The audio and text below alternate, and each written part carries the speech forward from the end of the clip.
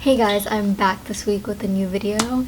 So I decided to do a books recommendation video, as you can probably tell in the title. Yeah, I just picked out 10 books that I would like to recommend, and it's not really in any particular order.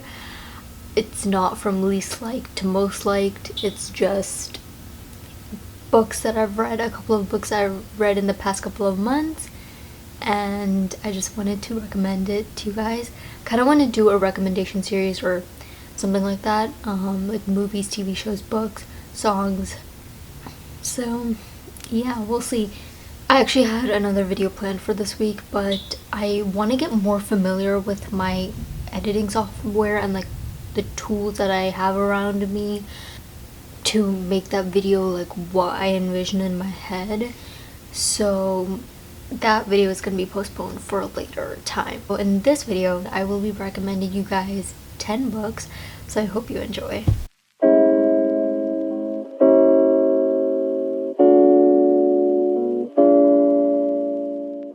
The first book is Becoming by Michelle Obama, and it's a really good book, you guys. I actually took a lot of time to read this, and I'm not really sure why. I'm not a fast reader, but I'm not a really slow reader either. I really thought this would be a book that I would like just binge read, but first of all, the font is way smaller than I thought. It's not that small, but it's just, I guess, smaller than I thought. Like, there's more words on the pages than I expected. I don't think the font is that small, but just more words. Yeah, I think for some reason it took me a bit of time to get through those, and it's just a book that you kind of have to take your time reading because there's just a lot of, it's not even hidden, I don't even want to say like secret gems or anything like that, but there's just a lot of advice and a lot of wisdom and just a lot of things you can take away from the book, and you just need to read it carefully. So basically, if you don't know, this is a book about Michelle Obama, who is the First Lady of the United States. I don't know why they're called First Ladies if they're not the First Ladies, but anyways. And should I say 44th First Lady? Does that make more sense? I don't know. But she talks about basically her life from very beginning to when she lived in Chicago, I believe. Yeah, Chicago, south side of Chicago. And just her as a kid, her family life, everything like that, like how she was brought up, the struggles that she faced to becoming, the First Lady, and even a little bit after her 8 years, because Barack Obama was elected twice. She talks a little bit about her life even a little bit after that, and it's just really interesting, and it's really inspirational, motivational. I don't know what else to say. It's just a really good book. You need to read it because there's a lot you can get out of it, and there's a lot to learn from it, and she's just someone worthy of knowing about her life, if that makes any sense. And she's such a great lady. So yeah. Also, Barack Obama's wife, which I didn't mention, but I feel like that's self-explanatory, / I didn't want to define her as Barack Obama's wife because she is her own person. She's her own individual woman, so we don't want to define her by her husband. So yeah, but that's the first book. The next book that I wanted to recommend you guys is Little Fires Everywhere by Celeste Ng. I finished watching the Hulu show of this as well. I think I like the book better for sure. I mean, the book is always better, but the TV show was also good. The acting was great, and stuff like that. But yeah, I really like the book. Like, the book is where it's at. So I just wanna say that. Is it gonna focus? I don't know, but really good book. It's basically about this family that lives in Shaker Heights. Elena is the mother. Elena, what's the last name? Richardson. Elena Richardson is the mother, and she is rich. You know, from the outside it looks like she has like the most perfect family life ever, has a bunch of kids, you know, whatnot. And then there's a family that moves in, Mia Warren, and then her daughter Pearl Warren. And you know, there's just some chaos that ensues from that. So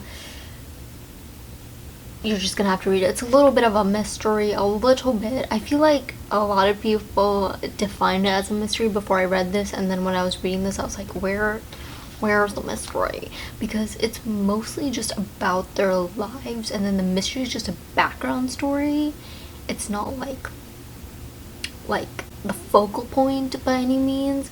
So that's not really the importance of the story. The importance is just the stories of people's lives in the book, and it's just kind of crazy to read because it's a book where it's hard to take sides. You know, everyone's doing something wrong, slash nobody's perfect, slash whose side are you gonna take, because everyone's just, you know, a little bit messed up. So it's just a really, I've never read a book like that where it's like, oh my gosh, I don't know whose side to take, although it may seem obvious from like your individual like preferences, you know, whatever you believe in, politics, whatever. But then you read it and you're like, seriously, I don't know. I just don't know. So yeah, that's the second book. And then I read this book right after I finished watching the show, I think, or right after I finished reading that book, and I found them to be kind of similar, and I really like this book. This is a book that I got a while ago, and then I first heard about it like years ago. I never bought it, and then I bought it a few years after, and then it's been on my little reading stack that I have right here. And then I finally picked it up, like not even knowing. I never really understood what this, sorry if you can hear the thunder, but I never really understood what this book was about. Like, there's really no summary on the back, it's just quotes from other people, and so it's just, I didn't know. And then I read it and I was like, okay, it's kind of similar to Little Fires Everywhere, and if you've read both of these, you know what I'm talking about. But I really loved this book,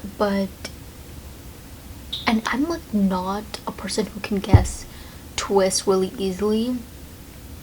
I can do it sometimes, but for some reason in books I can't really, especially in books, I can't really guess twists that easily.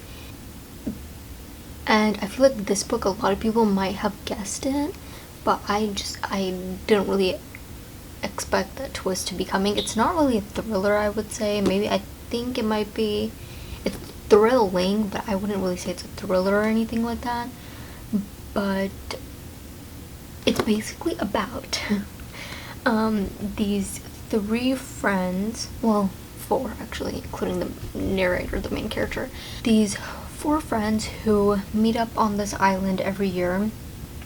It's like a private island on the coast of Massachusetts. Think of, what is it called, the Hamptons, kind of. This main character, she has a lot that she's going through in her life personally. Then this accident happens, and suddenly she has lost all connections with her other three friends, and it's like, what happened? You know, I've just had this big accident and there's like no one next to my bedside, no one calling me, no one writing to me, like what is going on? So it's really interesting book. And she goes back to the island after that incident. It's just really interesting to see like how she interacts with her friends again after a long time. I don't know, I really liked it. I feel like if you're like a big thriller fan, and if you read a lot of thrillers and stuff like that, I don't know if you'll be into this, because it's not exactly a thriller, but other people define it as a thriller, I think. And so I don't know if you'd be into this, but for someone who doesn't read a lot of horror or thriller, like, I really loved this book. Yeah, there was some similarities between this and Little Fires Everywhere. Some. not like everything, but some similarities. So yeah, the next book that I read was Salt to the Seas by Ruta Sepetys. Okay, where's my phone? Let's search it up. Welcome to Meet the Author. I'm your host, Emily Godfrey. Today I'm thrilled to be speaking with New York Times bestselling author Ruta Sepetys. There we go. So this book, Salt to the Sea, is written by Ruta Sepetys. Oh, this is written by E. Lockhart. We were liars, but anyways. Yeah, Salt to the Sea, Ruta Sepetys. It's a really good historical fiction book about, it's basically written during the time of World War II. It's a historical fiction book about that time, and I love the way that it's written because it has a bunch of different narrators throughout the whole book. It was just written so well, and it's not hard to read at all. So yeah, it's a really easy book to read. Like, the language is not complicated. Like, I feel like maybe some historical fiction books are written in a really complicated way, and this is just not that. It's also knowledgeable. Like, it's written very well. It doesn't glorify anything that happened during the time, and it's painful to read, but it's really, really good to learn from, you know, what has happened in the past. So it's just really, it's a really good book, and it's really good to, you know, gain some knowledge on this incident. There's these, I want to say 4 or 5 characters. Yeah, they all meet each other, you know, however they all meet each other, and everyone is basically during this time trying to make it to, this is a very specific time in this history that I feel like is very like buried and not a lot of people know about. Like, of course everyone knows about World War II, but not a lot of people know about the incident that went on in this book, especially because it is inspired by true, like, real events. But they're all trying to get to a ship called the Wilhelm Gustloff to be transported away from the war, and it's just that journey, you know, and it's a really, really good book to read. I really, really love this book. It's amazing. So that's a great book. The next book that I'm going to recommend is called They Both Die at the End by Adam Silvera. This was so good. So basically this is a book about these 2 boys who get a call from Death Cast, and it's Mateo and Rufus, and they're basically getting a notification that they're going to die. And Death Cast is a thing in this world where, you know, you get a call saying that you're gonna die and stuff like that, but they don't tell you how, but they'll tell you when you'll die. They end up going on this app called the Last Friend app, and this is where all the people who get called by Death Cast can make friends on this app and just hang out together before they die. It's a really, really depressing storyline, but the story itself is really uplifting, and there's a lot of other things written, like a lot of other storylines other than just their journey together, their friendship and all that. There's a lot of other storylines, like, individually going on between these 2 guys. I think it's a really, really interesting topic to write about, and yeah, it's just a really interesting idea, and it was just a really good book, so really recommend. So the next book that I'm going to recommend you guys is Call Me By Your Name by, I was gonna say Luca Guadagnino. Andrea Osman, sorry. Andrea Osman, and basically this is a movie which a lot of people know about, so yeah, but I feel like I have to mention the book because although the movie is very similar to the book, its origin was the book, so I just have to mention it. And it has some things obviously that the movie doesn't, and I've marked my favorite little paragraphs and stuff like that. I never annotate books, you guys, but this one there was just, again, so many little gems that just made me so happy reading it, so I had to. Basically, this is a book, if you haven't watched the movie, about two boys, or I keep saying boys. I need to stop saying that.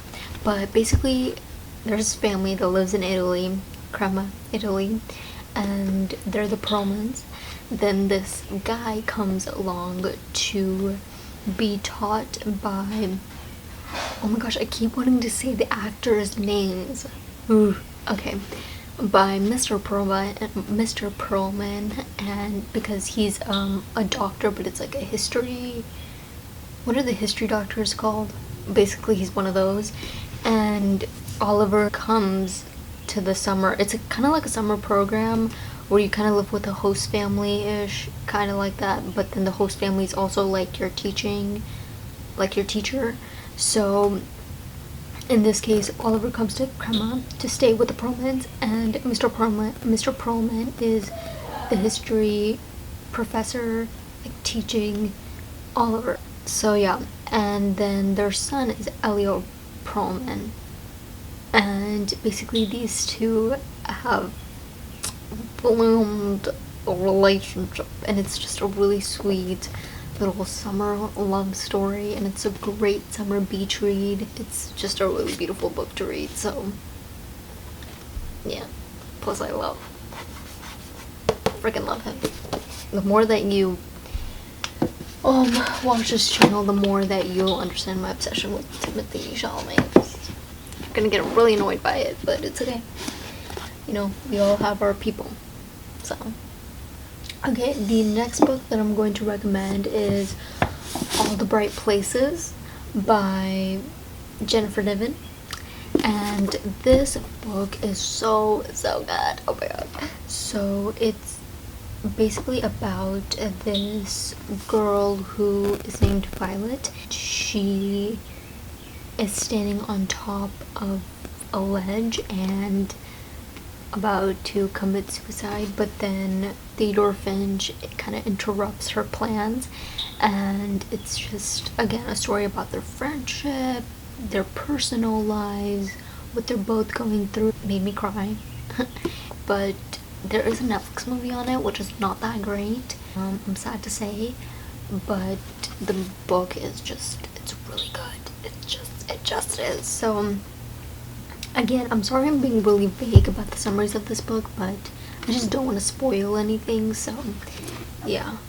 And that book is also, I feel like it's a better version of Paper Towns by John Green.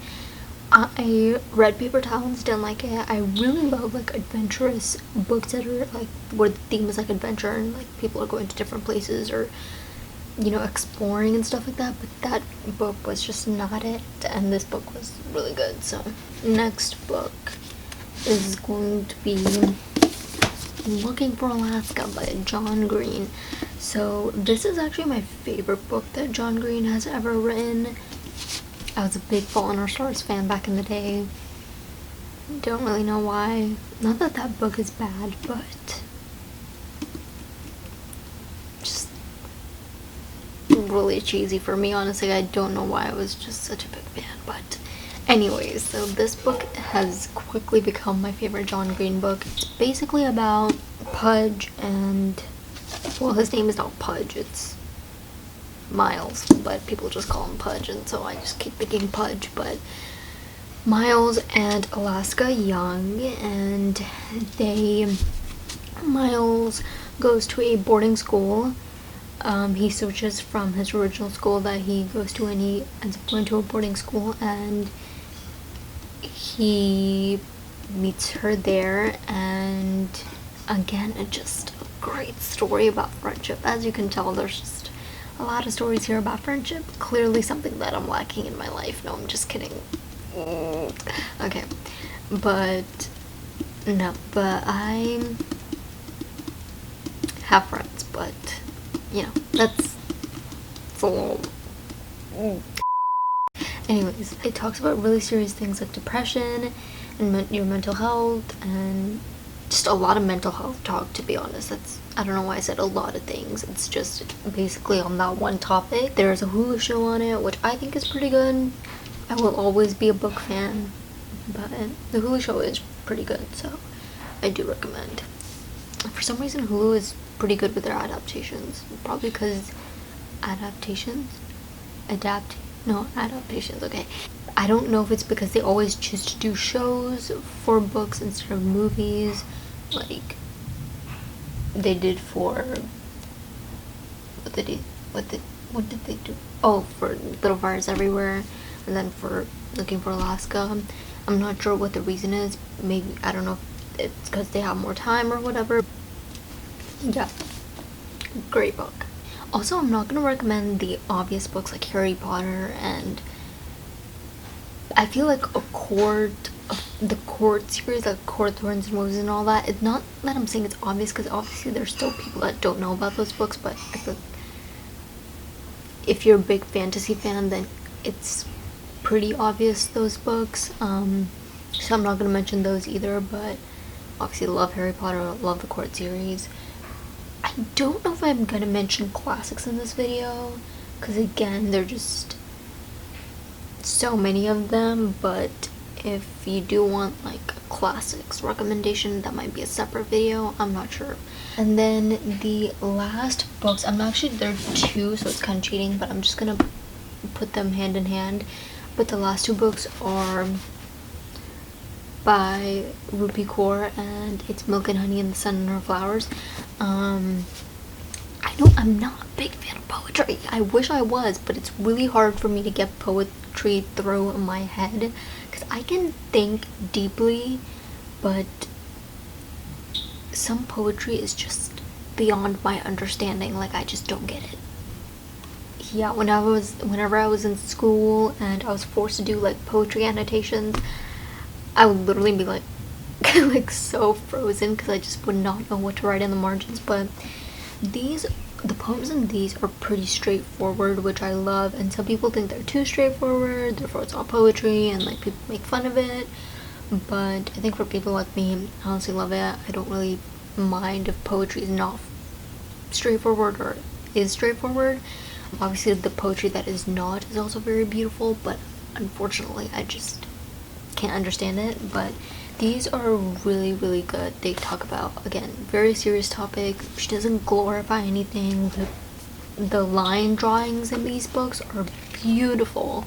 They're so good. You can't even see them. Very overexposed. Yeah, there we go. Maybe you can see. Ooh, we can see it now. Yeah, I love the covers. Beautiful, beautiful poems. I really do love them, and there's just so many I can relate to as an Indian girl, and as a woman in general. There's just a lot I could relate to in these two books. So I really recommend, even if you're not Indian, if you're not a girl, I would still recommend them. I hope you guys enjoyed that video, and yeah, that is all that I have for you this week. But I hope you enjoyed, and I will talk to you guys next week. Bye.